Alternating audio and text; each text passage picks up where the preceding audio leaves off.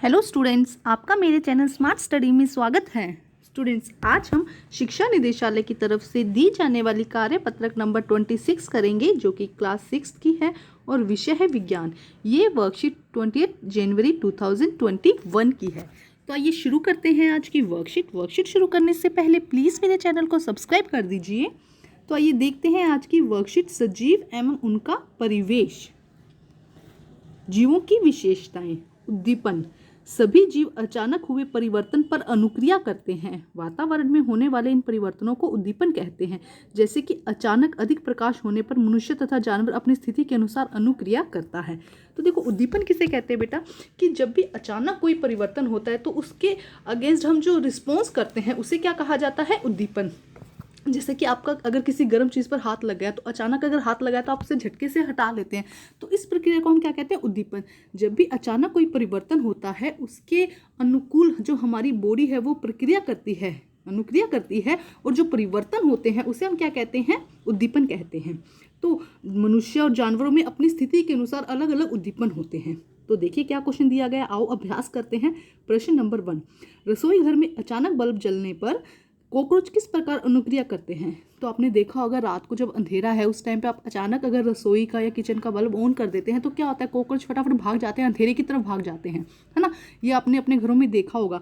तो क्योंकि जो कॉकरोच है वो लाइट में नहीं रह पाते हैं, उनको उनकी वो क्या उनमें क्या उद्दीपन है कि वो अंधेरे की तरफ जाते हैं। तो रात को जब अंधेरा हो जाता है तो उन्हें लगता है सब जगह अंधेरा है, इसलिए वो इजिली बाहर आ जाते हैं। लेकिन जैसे ही लाइट ऑन करते हैं तो वो अंधेरे की तरफ मूव कर जाते हैं। तो आइए करते हैं इसका आंसर हम। तो देखिए आंसर नंबर 1, अचानक लाइट जलने पर कॉकरोच अंधेरे की तरफ चले जाते हैं। ठीक है, इसमें लिखेंगे अचानक लाइट जलाने पर जो कॉकरोच है वो अंधेरे की तरफ चले जाते हैं। तो फर्स्ट का आंसर ये हो जाएगा। अब हम करते हैं नेक्स्ट। आगे देखते हैं क्या दिया गया वर्कशीट में। क्या सजीवों में उत्सर्जन होता है। तो देखो, उत्सर्जन क्या होता है बेटा, सबसे पहले आपको ये समझना है कि हमारी बॉडी से जो भी वेस्ट मटेरियल है वो बॉडी से बाहर निकलने की प्रक्रिया को हम उत्सर्जन कहते हैं। सभी सजीव भोजन करते हैं। आहार का केवल कुछ भाग ही शरीर के द्वारा उपयोग में आता है। हम जब भोजन करते हैं तो हमारा उसका कुछ भाग हम हमारे शरीर में एनर्जी के लिए, ऊर्जा के लिए उपयोग कर लेते हैं, और बाकी जो वेस्ट बच जाता है, जो यूज़ का नहीं होता है, वो हमारे शरीर से बाहर निकाल दिया जाता है। बाकी अपशिष्ट के रूप में शरीर से बाहर निकाल देते हैं। इस निकालने के प्रक्रम को उत्सर्जन कहते हैं। जो ये जिससे कि बॉडी का जो वेस्ट है वो शरीर से बाहर निकाला जाए, तो उस प्रक्रम को हम क्या कहते हैं, उत्सर्जन कहा जाता है। देखो एक बार फिर समझते हैं कि सजीव क्या करते हैं। सभी सजीव जो है भोजन करते हैं। जब भोजन करते हैं तो उसका कुछ पार्ट तो वो यूज़ कर लेते हैं अपने भोजन में, अपनी एनर्जी के लिए, और कुछ भाग क्या है जो वेस्ट हो जाता है, जो यूज़ नहीं होता है, उसे शरीर से बाहर निकाल दिया जाता है। तो इस बाहर निकालने की प्रक्रिया को हम क्या कहते हैं, उत्सर्जन कहते हैं। आगे देखते हैं नेक्स्ट क्या दिया गया वर्कशीट में। क्या सभी जीव अपने जैसों को जन्म देते हैं। सभी जीव अपने जैसे को जन्म देते हैं। प्रजनन करने की प्रक्रिया पौधे और जंतुओं में अलग अलग होती है। तो सभी जो जीव है अपने जैसे जीवों को जन्म देते हैं। इस प्रक्रिया को हम क्या कहते हैं, प्रजनन या जनन, या क्या कहा जाता है, प्रजनन कहा जाता है, या इसे जनन कहा जाता है। अपने जैसे जीवों को पैदा करना क्या कहलाता है, प्रजनन और जनन। जंतुओं में कुछ जंतु शिशु को जन्म देते हैं। तो देखो, अगर हम जंतुओं की बात करें, एनिमल्स की बात करें, तो कुछ जीव ऐसे हैं जो क्या करते हैं, शिशु को जन्म देते हैं, अपने जैसे यंग वंस को जन्म देते हैं। और कुछ क्या जीव देते हैं, जो अंडे देते हैं, जो अंडे बाद में बड़े होकर क्या बन जाते हैं, जंतु जैसे ही बन जाते हैं। जैसे कि चिड़िया अंडे देती हैं। कुछ पौधे बीजों द्वारा प्रजनन करते हैं। कुछ पौधे हैं जो क्या करते हैं, बीजों के द्वारा अपने जैसे पौधा बना देते हैं। और कुछ क्या होते हैं, कुछ अपने कायिक भागों द्वारा नए पौधे उत्पन्न करते हैं। कुछ कैसे करते हैं बेटा, कुछ जो पौधे होते हैं वो अपने जैसे जो जीव है उनके कायिक भाग को, उसके जड़, पत्ती, तना, इनमें से उन्हें काट कर वो अपने जैसे जीवों को पैदा कर देते हैं। जैसे कि आलू के आपने देखा होगा, इस तरह से आलू होता है, उसको अगर काट कर उसकी आँख, यहाँ पे आँख जैसे स्ट्रक्चर होती है, उसे काट कर अगर आप मिट्टी में लगा देंगे तो वैसा ही नया पौधा उग जाएगा। आगे देखते हैं गति। क्या सभी सजीवों के द्वारा की जाती है जो गति है, क्या सभी सजीवों में होती है। तो अधिकतर जीव एक स्थान से दूसरे स्थान पर गति करते हैं। तो देखो क्या कहा जा रहा है, गति।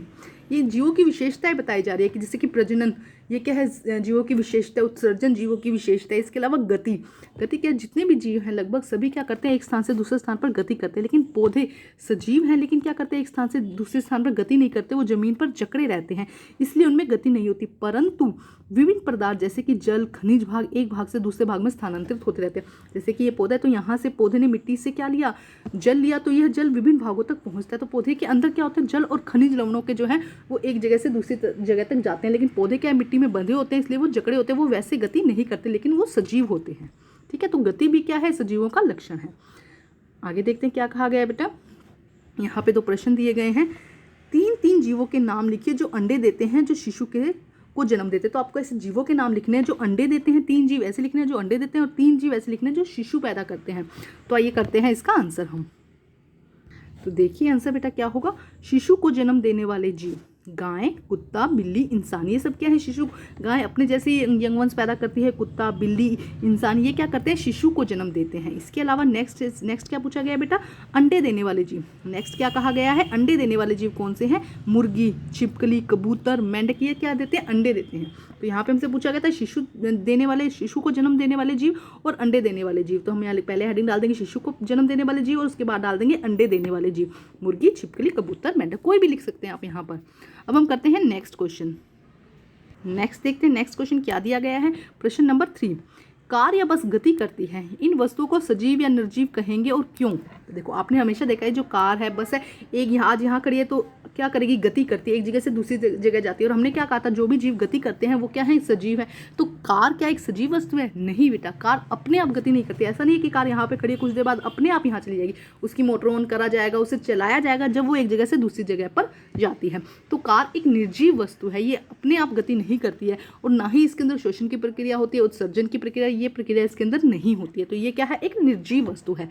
तो आइए करते हैं इसका आंसर हम।